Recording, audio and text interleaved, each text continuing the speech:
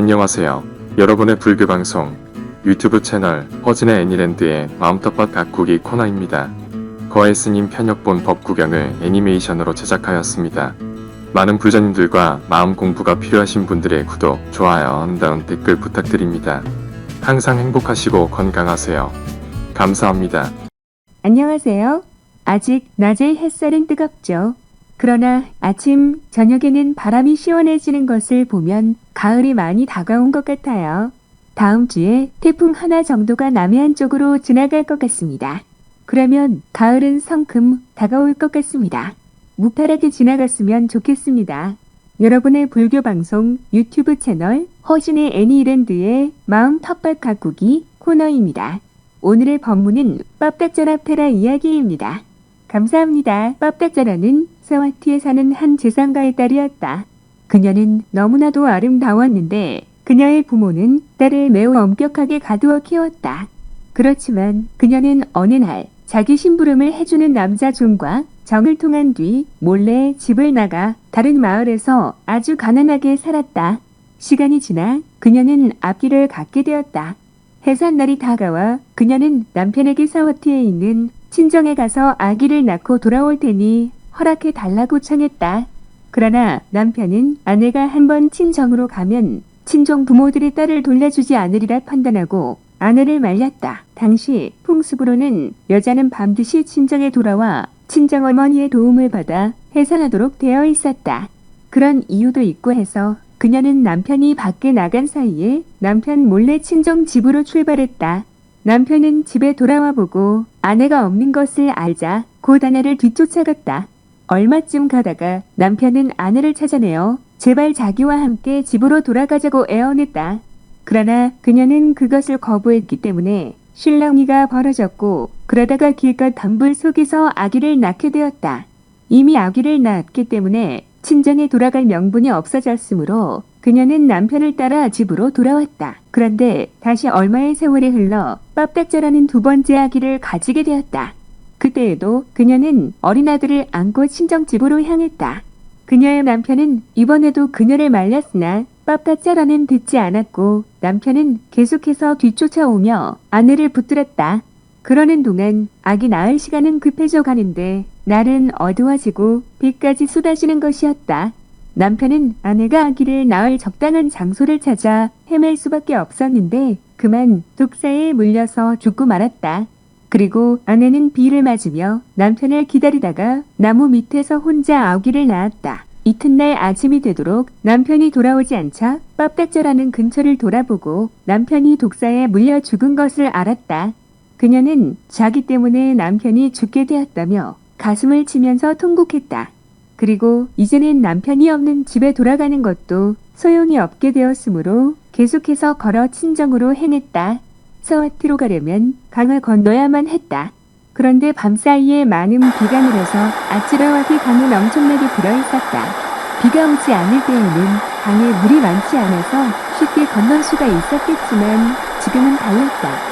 빡닥자라는 두 어린아이와 일용품을 가지고는 함께 강을 건널 수가 없었으므로 먼저 갓난아기를 안고 고가리는 인체 강을 건넜다. 그녀는 갓난아기를 언덕 위에 놓아두고 큰아들을 데리고 오기 위해 강물로 들어섰다. 그런데 그녀가 강물 한가운데 이르러 뒤돌아보니 큰 독수리가 언덕에 내어놓은 갓난아기를 채거려 하고 있었다. 깜짝 놀란 빡닥자라는 소리를 지르면서 손을 내저었다.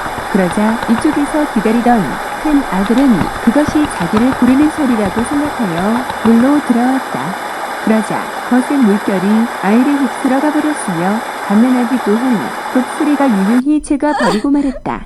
그렇게 되어 그녀는 하루 사이 남편을 독사에게 그리고 아들 둘은 물과 독수리에게 모두 잃어버리고 말았다. 그녀는 큰 소리로 울면서 부르짖었다. 한 아들은 독수리가 채가버리고 또 다른 아들은 물살이 휩쓸어 가버리고 남편은 독사에게 물려 죽었소. 그렇게 울부짖던 그녀는 사와티에서 오는 한 남자를 만나게 되어 부모의 안부를 물어보았다. 그러자 그 남자는 뜻밖의 소식을 전했다. 그에 의하면 간밤의 폭우로 그녀의 친정집이 무너져서 잠들었던 부모와 세 형제자매가 모두 죽었으며 이미 화장까지 끝났다는 것이었다. 이 비참한 소식을 듣고 나서 그렇잖아도 시리에 빠져있던 그녀는 거의 미쳐버렸다. 그녀는 옷이 몸에서 벗겨지는 것도 모른 채 반은 알몸이 되어 거리를 쏘다니면서 자신의 비참함을 울부짖으며 하소연했다.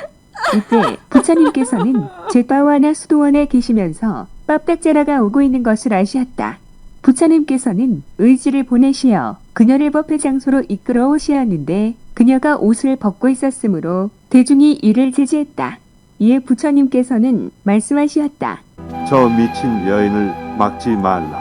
그렇게 해서 빡닥자라는 부처님의 말씀을 들을 수 있는 거리까지 다가올 수 있었다. 부처님께서는 그녀에게 정신을 차려 조심하고 내 마음을 조용하게 가지라. 고 말씀하시었다.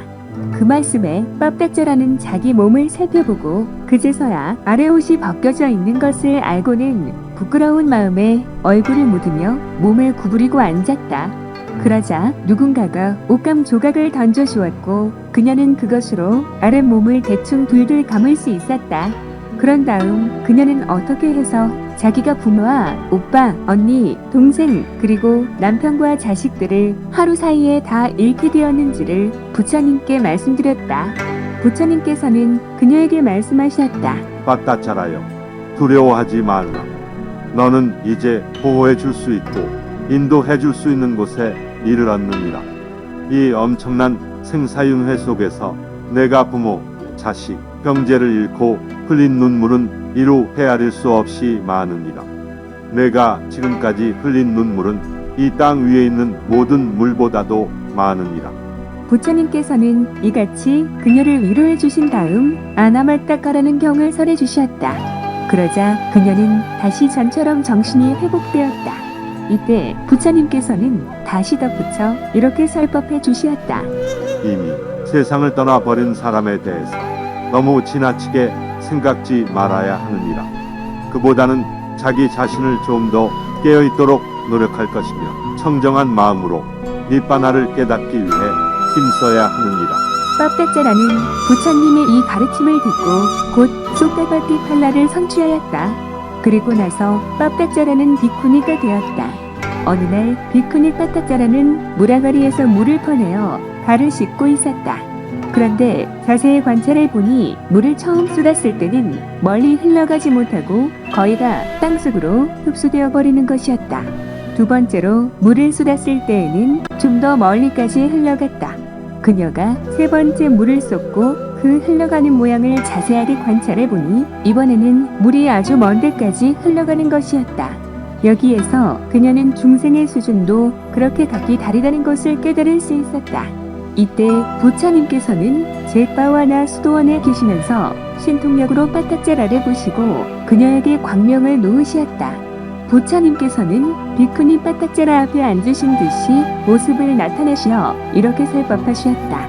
빡다차라여, 너는 이제 바른 길로 들어섰느니라. 너는 이제 몸과 마음의 5가지 오운에 대해 진실하게 알고 바른 생각을 갖게 되었느니라.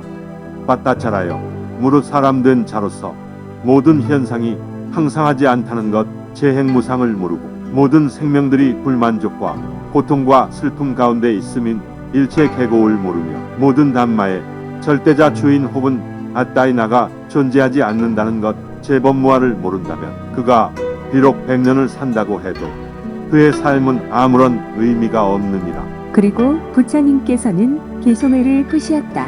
오온에서 일어나고 사라지는 현상을 모르고 100년을 사는 것보다는 단 하루라도 오온에서 일어나고 사라지는 현상을 깨닫는 것이 훨씬 낫다. 부처님의 이 설법 끝에 빡닥자라 페리는 아라학다 팔라를 성취하였다. 법문을 들어가며 나의 삶을 법문에 접목해봅니다.